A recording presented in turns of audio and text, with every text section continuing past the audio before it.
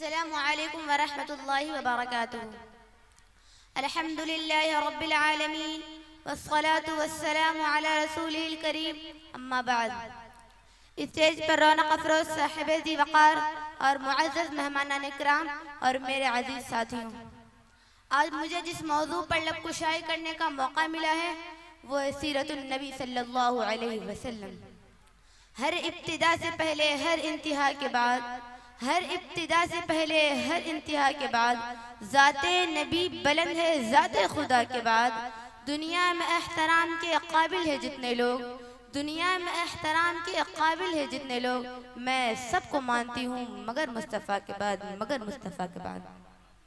حضرات گرامی، خالق کائنات کے بعد اگر کوئی ذات سب سے زیادہ تعریف و ستائش کے لائق ہے تو وہ ہے جس کے چشمہ حیات سے گلشن انسانیت نے زندگی پائی، گیتی ہستی نے کفر و شرک جیسے خطرناک طوفان سے چھٹکارا پایا، سینکڑوں سجدگاہوں پر ٹکنے والی پیشانیوں نے ایک معبود حقیقی کی بارگاہ میں سجدہ ریز ہونے کا ڈھنگ سیکھا۔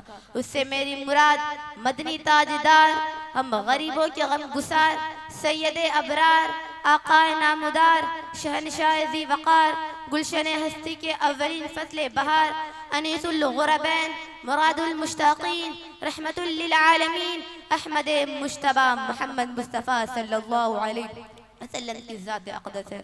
حضور اکرم صلی اللہ علیہ وسلم کی ذات مبارکہ، اخلاق حسنہ، سیرت طیبہ کے اعتبار سے وہ منور آفتاب ہے جس کی ہر جھلک میں حسن خلق نظر آتا ہے۔ آپ صلی اللہ علیہ وسلم کی ذات پاک میں حضرت عیسیٰ علیہ السلام کا حلم، حضرت موسیٰ علیہ السلام کا جوش، حضرت ایوب علیہ السلام کا صبر اور حضرت یوسف علیہ السلام سے اعلیٰ حسن پا جاتا ہے۔ حضرات گرامی، تمام مخلوق کے لیے نبی صلی اللہ علیہ وسلم کی ذات گرامی ہر لحاظ سے مرکز و محور ہے۔ وہ ذات ایمان اعتقاد کا مدعا ہے۔ یہ زمین و آسمان، یہ طرفین، یہ مشرقین، یہ مغربین نبی صلی اللہ علیہ وسلم کی ذات کے اندر گم ہے۔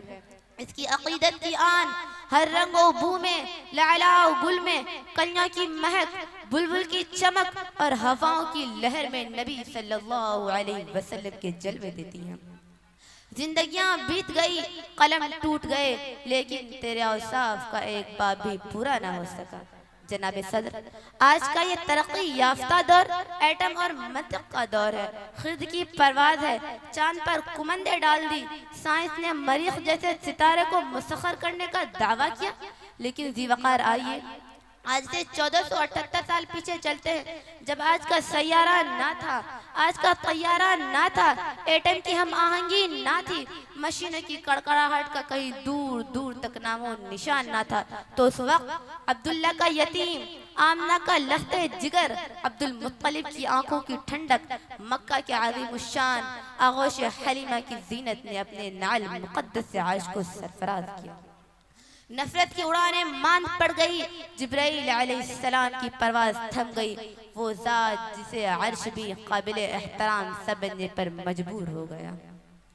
ہر شے میں اگر آپ کا جلوہ نہیں ہوتا، ہر شے میں اگر آپ کا جلوہ نہیں ہوتا، ہوتی ہی نہیں شام یہ سویرا نہیں ہوتا، وہ نور مجسم نہ ہوتے تو جہاں میں، وہ نور مجسم نہ ہوتے تو جہاں میں سورج بھی نکلتا تو اجالا نہیں ہوتا۔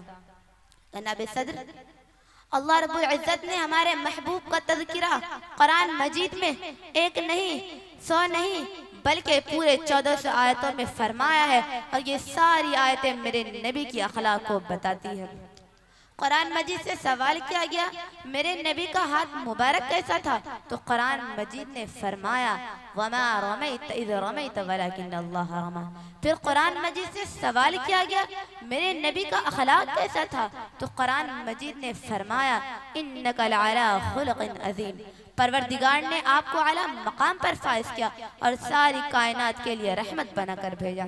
وَمَا أَرْسَلْنَاكَ إِلَّا رَحْمَةً لِلْعَالَمِينَ۔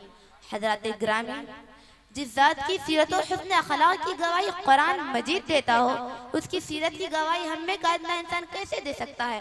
فقط اتنا کہوں گی، محمد صلی اللہ علیہ وسلم کی سیرت طیبہ ہمارے لیے مکمل ضابطۂ حیات ہے۔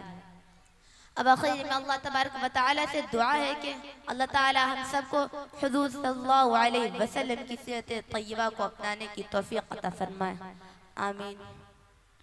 اے ختم رسل مکی مدنی کونین میں تجھ سا کوئی نہیں، اے ختم رسل مکی مدنی کونین میں تجھ سا کوئی نہیں، اے نور مجسم تیرے سوا محبوب خدا کا کوئی نہیں، اور صاف تو سب نے پائے ہیں پر حسن سراپا کوئی نہیں، اور صاف تو سب نے پائے ہیں پر حسن سراپا کوئی نہیں، آدم سے جناب عیسیٰ تک سرکار کے جیسا کوئی نہیں۔ یہ شان تمہاری ہے آقا کہ تم عرش بری تک پہنچے ہو، یہ شان تمہاری ہے آقا کہ تم عرش بری تک پہنچے ہو، ذیشان نبی ہے سب لیکن معراج کا دولہا کوئی نہیں، معراج کا دولہا کوئی نہیں، وما علینا الا البلاغ۔ السلام علیکم۔